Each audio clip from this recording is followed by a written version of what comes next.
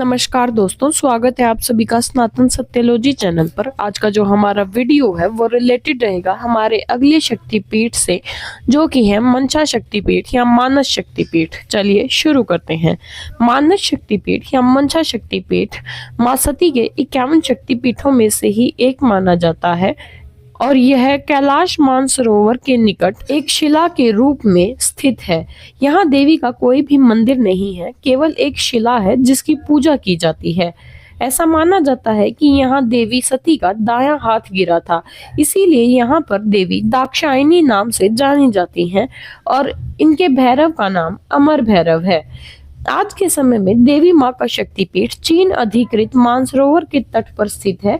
इसको कैलाश शक्तिपीठ के नाम से भी जाना जाता है। कैलाश शक्तिपीठ मानसरोवर का गौरवपूर्ण वर्णन हिंदू, बौद्ध और जैन धर्म ग्रंथों में मिलता है। वाल्मीकि रामायण के अनुसार यहाँ ब्रह्मा के मन से निर्मित होने के कारण ही इसे मानसरोवर कहा गया है।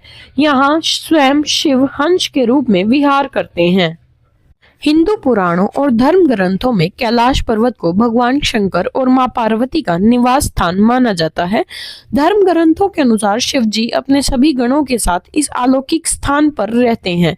शिव पुराण के अनुसार कैलाश धन के देवता और देवताओं के कोषाध्यक्ष कुबेर की तपस्थली है। उन्हीं की तपस्या से प्रसन्न होकर भोले भंडारी ने कैलाश पर निवास करने का वचन दिया था। इस स्थान को ही कुबेर देवता की अलकापुरी की संज्ञा भी दी जाती है। ऐसा माना जाता है कि यह पर्वत स्वयंभू है, साथ ही यह उतना ही पुराना है जितनी हमारी सृष्टि है। इस अलौकिक जगह पर प्रकाश और ध्वनि तरंगों का समागम होता है जो ओम की प्रतिध्वनि करता है। कैलाश पर्वत की तल छटी में कल्प वृक्ष लगा हुआ है। इस पर्वत का स्वरूप अद्भुत है। यही वजह है कि इसके हर भाग को अलग अलग नामों से संबोधित किया जाता है।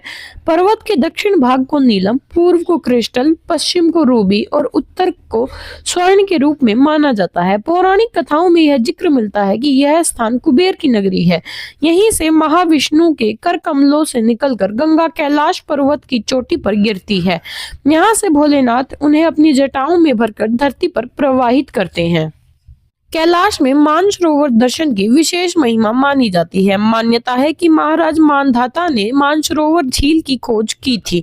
इसके अलावा उन्होंने इसी झील के किनारे कई वर्षों तक कठोर तपस्या की थी।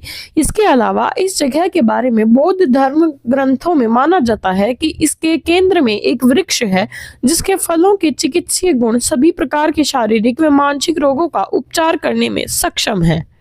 मानस शक्तिपीठ को धरती पर सबसे पवित्र शक्तिपीठ माना जाता है।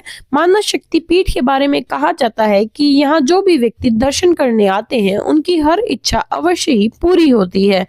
मानस शक्तिपीठ के बारे में एक मान्यता और भी है कि यहाँ माता सती का मन गिरा था, इसलिए यह स्थान मनसा नाम से प्रसिद्ध हुआ। मानस शक्तिपीठ के बारे में यह भी कहा जाता है कि यहाँ की शक्ति दाक्षायणी और भैरव अमर है। मानसरोवर को ब्रह्मा के मन से निर्मित होने के कारण ही इसे मानसरोवर कहा जाता है। प्राचीन शास्त्रों में हमें उल्लेख मिलता है कि जो कोई भी पवित्र मानसरोवर झील में डुबकी लगाता है और शिखर की परिक्रमा करता है, उसके पीढ़ियों के पाप मुक्त हो जाते हैं और उस व्यक्ति को मोक्ष की प्राप्ति होती है। ऐसा भी माना जाता है कि कैलाश मानसरोवर झील में डुबकी लगाने से रोगों से मुक्ति मिलती है। माना जाता है कि कैलाश मानसरोवर झील भगवान ब्रह्मा के हंस या हंस का निवास स्थान है, जो पवित्र त्रिमूर्ति में से एक है। उम्मीद है आपको हमारी यह जानकारी पसंद आई होगी। कृपया हमारे चैनल को लाइक व सब्सक्राइब करना न भूलें। हर हर महादेव।